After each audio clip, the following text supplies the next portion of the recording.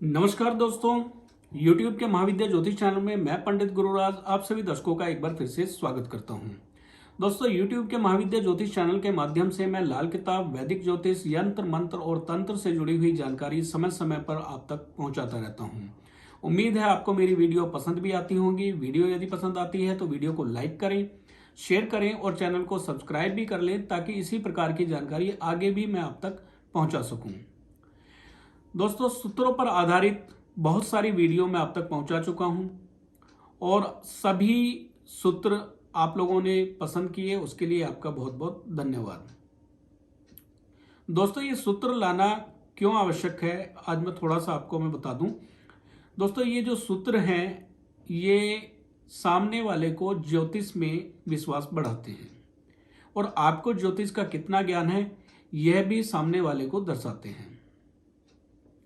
जब इन सूत्रों का प्रयोग आप किसी की कुंडली में करते हैं तो सामने वाले का विश्वास ज्योतिष पर बढ़ता है और आपकी विद्वता पर भी उसको मान होता है और सामने वाला आश्चर्यचकित हो जाता है जब वो आपसे उन बातों को सुनता है जो सिर्फ उसी को ही पता होती हैं। जब आप उसके अंदरूनी राज खोलते हैं या उसके बारे में ऐसी बात बताते हैं जो सिर्फ उसी को पता हो तो सामने वाला आश्चर्यचकित तो होता ही है, साथ ही साथ वह आपके ज्योतिष को भी मान जाता है और इस प्रकार आप प्रसिद्धि भी हासिल करते हैं। ज्योतिष सीखने के लिए सूत्र का आना भी हमारे लिए बहुत जरूरी है। तो दोस्तों, पिछली वीडियो में मैं 21 सूत्र लेकर आया था लाल किताब से जुड़े हुए। आज मैं 15 और नए सूत्र आपके लिए लेकर आया हूं और इन सूत्रों को मैं काफ़ी अध्ययन करने के बाद, काफ़ी कुंडलियों के ऊपर लगाकर, देखकर, चेक करके जब मैं देखता हूं कि हजारों कुंडलियों पे इन सूत्रों को हर बार प्रयोग करने पर सत्य साबित होते हैं, तभी वह सूत्र मैं आप तक लेकर आता हूं। जब ये सूत्र हमें पूरी तरह से स्पष्ट हो जाते हैं कि ये सूत्र हमेशा सत्य साबित होते हैं, तभी हम ये सूत्र आप तक लेकर आते हैं। तो दोस्तों, आज जो सूत्र मैं आपके लिए लेकर आया हूं ये भी बहुत अच्छे सूत्र हैं। इन सूत्रों को भी आप याद करें और इन सूत्रों को कुंडलियों पर लगा कर देखें और अगर आपको लगता है कि ये सूत्र हमेशा सत्य साबित होते हैं तो कमेंट कर कर जरूर मुझे बताएं और वीडियो आपको कैसी लगती है यह भी कमेंट जरूर करें। दोस्तों, ये जो भी सूत्र मैं आपको बता रहा हूं इन सूत्रों को आपने खानावार देखना है, राशि वाइज नहीं देखना है। कुंडली के खानों को हम किस प्रकार देखते हैं मैं हर वीडियो में बताता हूं। हो सकता है आप पहली बार मेरी वीडियो देख रहे हो तो आपको पता होना चाहिए कि कुंडली के खाने हम किस प्रकार से देखते हैं। दोस्तों, लगन भाव, जहां पे लगन शब्द लिखा होता है, कुंडली का खाना नंबर 1 होता है और लगन भाव से एंटी क्लॉकवाइज गिनती करते हुए क्रमवार खाने होते हैं। यानी अगला खाना, खाना नंबर 2, उसके बाद 3, फिर 4, फिर 5, 6, 7, 8, 9, 10, 11 और 12। इस प्रकार ये कुंडली के 12 खाने होते हैं और जीवन के विभिन्न पहलुओं के बारे में जानकारी इन्हीं खानों से हमें मिलती है। तो हमने ग्रहों को खानावार देखना है लाल किताब में। तो आज जो सूत्र मैं आपको बता रहा हूं ये भी खानावार ही हम देखेंगे। तो चलिए चलते हैं सूत्र की तरफ। सबसे पहला सूत्र है, यदि जन्म कुंडली में शुक्र और केतु खाना नंबर 6 में हो। अब एक बार फिर से समझ लें, लगन कुंडली से एंटी क्लॉकवाइज गिनती करते हुए अपने छठे खाने पे आना है। तो यदि शुक्र और केतु कुंडली के खाना नंबर 6 में हो तो ऐसे जातक को नर औलाद का सुख नहीं मिल पाता है। यानी ऐसे जातक के लड़का संतान होती ही नहीं है। लड़कियां होंगी लेकिन लड़का संतान नहीं होगी। तो आप बोल सकते हैं कि क्या आपको पुत्र संतान नहीं है या पुत्र संतान की चिंता है आपको, क्योंकि शुक्र केतु छठे भाव में पुत्र सुख नहीं देते हैं। इसी प्रकार यदि शुक्र केतु छठे खाने में हैं तो स्त्री यहां पर कई बार बांझ होती है, यानी संतान सुख देने में असमर्थ होती है। और पुरुष भी कई बार यहां पर देखा गया है कि सेक्सुअल प्रॉब्लम से ग्रस्त रहता है। अगर छठे भाव में शुक्र केतु हैं तो स्त्री बांझ या पुरुष नामर्द भी हो सकता है। शुक्र केतु यदि छठे भाव में बैठे हुए हैं तो ऐसे जातक को स्किन की समस्या हो सकती है। ज्यादातर देखने में आया है कि जिनकी कुंडली में शुक्र और केतु छठे भाव में इकट्ठा हैं उनको स्किन की प्रॉब्लम जरूर होती है, और खासकर देखने में आया है गुप्तांग के आसपास या गुप्तांग पर स्किन की समस्या होती है। यदि जन्म कुंडली में शुक्र 12वें भाव में हो तो ऐसे जातक की स्त्री हमेशा बीमार रहती है। जो भी कष्ट आता है वो सबसे पहले स्त्री के ऊपर आता है, बाद में पुरुष के ऊपर आता है। यानी पुरुष पे आने वाले जितने भी कष्ट हैं वो स्त्री से होते हुए पुरुष की तरफ आते हैं। तो इसलिए स्त्री की सेहत यहाँ पे खराब रहती है। गऊ का दान करना या 43 नीले रंग के फूल वीरान सुनसान जगह पे दबाना इसका एक अच्छा उपाय है। 12वें भाव में जब शुक्र होते हैं तो राहु के घर में होने की वजह से शुक्र राहु से पीड़ित माने गए हैं। हालांकि शुक्र उच्च के होते हैं, पुरुष की कुंडली में 12वें भाव में शुक्र बैठे हों तो स्त्री ऐसे इंसान के लिए बहुत लकी साबित होती है। स्त्री के होते हुए पुरुष पर किसी भी प्रकार की आंच नहीं आती। आंच इसलिए नहीं आती क्योंकि जो भी आंच आनी होती है वो पहले शुक्र यानी पत्नी के ऊपर आती है, तो पत्नी की सेहत यहाँ पर अक्सर खराब रहती है। 5वां सूत्र, यदि लगन भाव में केतु बैठे हुए हों। अगर केतु लगन भाव में बैठे हुए हैं तो जाहिर सी बात है कि राहु 7वें भाव में होंगे। जब केतु लगन में हों तो अक्सर देखा गया है ऐसे जातक के गुप्तांग के आसपास तिल का निशान होता है या गुप्तांग पर तिल का निशान होता है। और ऐसा इंसान जिस घर में जन्म लेता है उस घर के जो बासिंदे होते हैं या माँ बाप होते हैं ज़्यादा दिन नहीं रहते हैं। उस स्थान को चेंज करना पड़ता है और वह स्थान कुछ समय बाद खंडर में बदल जाता है या टूटे फूटे घर में बदल जाता है। 6वां सूत्र, यदि शुक्र चंद्रमा को देखें, यानी पहले खाने में शुक्र हो और 7वें खाने में चंद्रमा हो, तो ऐसे जातक की जो दुश्मनी होती है वो स्त्रियों से होती है। स्त्रियां ही ऐसे जातक की दुश्मन होती हैं, विरोधी होती हैं। स्त्रियों का विरोध ऐसे जातक को अक्सर सहना पड़ता है। 7वां सूत्र, यदि चंद्र देखे शुक्र को, अगर चंद्र की दृष्टि शुक्र पर पड़ती हो तो ऐसा जातक नशेबाजों का सरदार होता है। यानी ऐसा इंसान बहुत सारे नशों का शौकीन होता है, तरह तरह के नशे करता है। 8वां सूत्र, दोस्तों यदि लगन भाव में चंद्रमा हो तो ऐसा जातक तरस तरस कर प्राप्त की गई संतान होती है। यानी ऐसा जातक बहुत मुश्किल से तरस तरस कर जगह जगह मन्नतें मांगने पर प्राप्त की गई संतान होता है। यानी तरसिए की संतान ऐसा जातक होता है। दोस्तों यदि लगन भाव में चंद्रमा बैठे हों तो ऐसे जातक के लिए बुध की वस्तुएं सेहत की खाक उड़ा देती हैं। यानी शीशे के बर्तन में ऐसा इंसान अगर खाना पीना प्रयोग करे, खाने पीने के लिए शीशे के बर्तन प्रयोग करे, और अगर ऐसे बर्तन हरे रंग के हों या हरे रंग की वस्तुओं का प्रयोग ऐसा इंसान ज़्यादा करे, हरे कपड़े धारण करे, घर में मनी प्लांट तुलसी उसके आसपास ज़्यादा हों, तो ऐसे इंसान की सेहत की खाक उड़ा देगी ये बुध की वस्तुएं।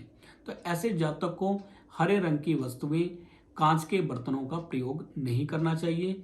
लगन में अगर चंद्रमा है तो ऐसे जातक को चाहिए कि चांदी के गिलास का प्रयोग करें, चांदी के गिलास में ही दूध पानी पिए और चांदी की प्लेट में खाना खाए, चांदी की कटोरी प्रयोग में लें। चांदी का बर्तन ऐसे इंसान के लिए शुभ रहता है। अगर चांदी का बर्तन प्रयोग ना कर सके तो वाइट मेटल के जो बर्तन आते हैं वो प्रयोग कर सकते हैं, लेकिन शुभ रहेगा कि चांदी के बर्तन ही प्रयोग करें। अब कुछ लोग कहेंगे कि चांदी के बर्तन नहीं खरीद सकते तो क्या करें? तो यहाँ पे जरूरी नहीं है कि चांदी के बर्तन प्रयोग करें, लेकिन चांदी के बर्तन अगर प्रयोग करेंगे तो उनके लिए शुभता बढ़ जाएगी। अगर आप चाहते हैं कि शुभता बढ़ जाए, चंद्र के शुभ प्रभाव और अधिक हो जाए, तो चांदी के बर्तन प्रयोग करने चाहिए। दोस्तों, यदि लगन भाव में चंद्रमा बैठे हों और घर के अंदर चांदी की कोई ऐसी केतली हो जिसमें आगे की तरफ जो नली लगी हुई है, पानी निकलने के लिए नली लगी हुई हो, चांदी की नली लगी हुई हो, यानी चांदी की केतली में चांदी की नली लगी हुई हो जिससे पानी निकलता है। अक्सर आपने केतली देखी होगी, केतली के आगे नली लगी होती है पानी या चाय डालने के लिए। तो ऐसा बर्तन अगर जातक के घर में हो और जातक 34वें वर्ष में उसको प्रयोग करना शुरू कर दे, या 34वें वर्ष में ऐसा कोई बर्तन ले आए चांदी का जिसमें आगे पाइप जैसी चांदी की नली लगी हुई हो, तो ऐसे जातक के लिए और जातक की माता के लिए 48 साल तक की आयु के लिए बहुत बुरा फल देगा और हो सकता है कि उसकी माता को आंखों की प्रॉब्लम हो, आंखों से अंधी तक हो जाए। जातक की सेहत खराब रहेगी, जातक की माता की सेहत खराब रहेगी और 48 साल की आयु तक दोनों दुख भोगते होंगे। तो घर के अंदर अगर चांदी की ऐसी कोई केतली है जिसमें नली लगी हुई है, तो उस चीज को घर से तुरंत निकाल देना चाहिए जब लगन में चंद्रमा हो। 34वें वर्ष में इसका प्रभाव और अधिक बढ़ जाता है। 34वां वर्ष क्योंकि बुध का समय है, तो बुध के समय में इसका प्रभाव और अधिक हो जाता है। तो बुध के समय में ऐसी चीजें बिल्कुल भी घर के अंदर नहीं लानी चाहिए और अगर पहले से कोई है तो उसको भी निकाल देना ही उचित होगा। यदि चंद्रमा जन्म कुंडली के दूसरे भाव में हो, दूसरे भाव में यदि चंद्रमा हो तो देखा गया है ऐसे जातक की बहनें नहीं होती हैं। खासकर ऐसे इंसान की बहनें नहीं होती हैं, भाई जरूर होते हैं। और अगर भाई ना भी हो तो ऐसे जातक के पत्नी के भाई जरूर होते हैं। बहरहाल ऐसा इंसान केवल बहनों का ही भाई नहीं होता है, उसके अपने भाई जरूर होते हैं। अकेला भाई भी वह नहीं होता है, कोई ना कोई भाई ऐसे इंसान का जरूर होता है और ज्यादातर देखने में आया है कि बहनें ऐसे जातक की नहीं होती हैं। यदि जन्म कुंडली में चंद्रमा दूसरे भाव में हो तो अमूमन देखने में आया है कि ऐसे जातक का जन्म शुक्ल पक्ष में हुआ होता है। अगर शुक्ल पक्ष में जन्म हुआ है तो अति शुभ रहेगा और अगर नहीं हुआ है तो अंतिम समय जो होता है ऐसे जातक का बहुत शुभ रहता है। चंद्रमा का शुभ प्रभाव ऐसे जातक की आखिरी आयु में बहुत शुभ प्रभाव देता है। तो चंद्रमा का बहुत शुभ प्रभाव अंतिम समय में देखने के लिए मिलता है, चंद्रमा खाना नंबर 2 में यदि हो। दोस्तों, यदि चंद्रमा कुंडली के खाना नंबर 3 में हो और राहु केतु शनि से पीड़ित ना हो तो ऐसे जातक के घर में चोरी के वारदात कभी नहीं होते हैं और ये भी देखने में आया है कि इस समय कोई भी मृत्यु ऐसे घर में नहीं होती है जिसके चंद्रमा खाना नंबर 3 में बैठे हुए हों। चंद्रमा यदि कुंडली के खाना नंबर 3 में बैठे हुए हों तो अगर चंद्रमा शनि राहु केतु से पीड़ित नहीं है तो ऐसे जातक को कुदरत की तरफ से एक सहायता मिलती है और ऐसा जातक यदि बचपन से गरीब या यतीम है तो ऊपर वाले की विशेष कृपा ऐसे इंसान पे होती है। दैवी शक्ति ऐसे इंसान को बहुत ही मुश्किल के समय में दैवी शक्ति ऐसे इंसान को प्राप्त होती है और हर तरह की चीज ऐसे इंसान को हासिल हो जाती है ऊपर वाले की कृपा से। तो चंद्रमा यदि तीसरे भाव में हो तो हम कह सकते हैं कि जब ऐसे इंसान पे चारों तरफ से मुसीबतें टूट जाएं तो कोई ना कोई ऐसी दिव्य शक्ति कोई होती है जो उनको मदद देती है, या जब ऐसा इंसान चारों तरफ से फंसा हुआ हो तो कुदरत की तरफ से ऐसे इंसान को विशेष एक हेल्प मिलती है, एक सहायता मिलती है। चंद्रमा यदि खाना नंबर 3 में हो तो ऐसे जातक के घर में कभी चोरी नहीं होती है और कभी भी बेमौका मौतें ऐसे घर में नहीं होती हैं। असमय मृत्यु ऐसे घर में कभी नहीं होती है। दोस्तों, कुंडली के खाना नंबर 4 में यदि चंद्रमा बैठे हुए हों और बृहस्पति कुंडली के खाना नंबर 6 में बैठ जाएं तो ऐसे जातक के पास में यदि कोई जातक यदि कोई व्यक्ति अपना कोई सामान रख कर चला जाए, गिरवी रख कर चला जाए या ऐसे ही रख कर चला जाए अमानत के तौर पर, तो वह जातक कभी अपना सामान लेने नहीं आएगा। यानी जातक के पास में कोई सामान अगर छोड़ कर गया है तो वह सामान उसी का बनकर रह जाएगा और कभी भी वो इंसान जिसने सामान रखा है वो सामान लेने के लिए नहीं आएगा। तो दोस्तों, ये कुछ सूत्र हैं लाल किताब के, जिनको हमने बहुत सारी कुंडलियों पर आजमा कर देखा है और हमेशा ये सत्य साबित हुए हैं। अभी इससे पहले जो मैंने सूत्र बताया कि चंद्रमा खाना नंबर 3 में हो तो घर में चोरी नहीं होती है। और एक चीज और देखने में आई है कि घर के आसपास कोई बूढ़ी स्त्री रहती है जो उनके घर की देखभाल करती है या घर पर नजर रखती है। लेकिन यहाँ पर याद रखना होगा कि बुध केतु चंद्रमा को खराब ना करते हुए हों, कुंडली में उत्तम बैठे हुए हों और चंद्रमा के फल को खराब ना करते हों। तो पास में पड़ोस में जो कोई वृद्ध स्त्री होगी ऐसे इंसान के घर की रक्षा करती होगी और ऐसे इंसान को भी बूढ़ी स्त्रियों का आशीर्वाद लेना शुभ रहेगा। तो उम्मीद है आज की वीडियो भी आपको पसंद आई होगी, आज के सूत्र भी आपको पसंद आए होंगे। वीडियो यदि पसंद आई है तो वीडियो को लाइक करें, शेयर करें और चैनल को सब्सक्राइब भी कर लें ताकि इसी प्रकार की वीडियो मैं आगे भी आप तक पहुंचा सकूं। दोस्तों, यदि आप अपनी जन्म कुंडली दिखाना चाहते हैं तो स्क्रीन पर दिए गए नंबर पर आप कॉन्टैक्ट कर सकते हैं। कुंडली फीस फोन करके आप जान सकते हैं और अपनी date of birth, time, birth place आप इसी नंबर पर व्हाट्सएप करके अपनी कुंडली दिखा सकते हैं। फिर मिलेंगे अगले वीडियो में, तब तक के लिए नमस्कार।